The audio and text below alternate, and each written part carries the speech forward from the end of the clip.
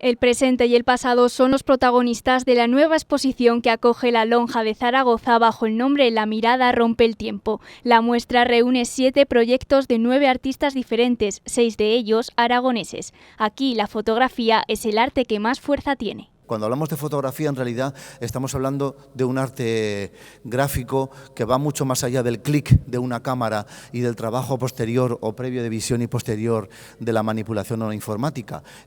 Hoy, en el siglo XXI, la fotografía es mucho más allá que el sueño, la mirada y el clic de un artista. Esta exposición creo que lo demuestra. Junto a las obras, algunos artistas han escrito un pequeño texto en el que explican el mensaje que quieren transmitir, así como su fuente de inspiración.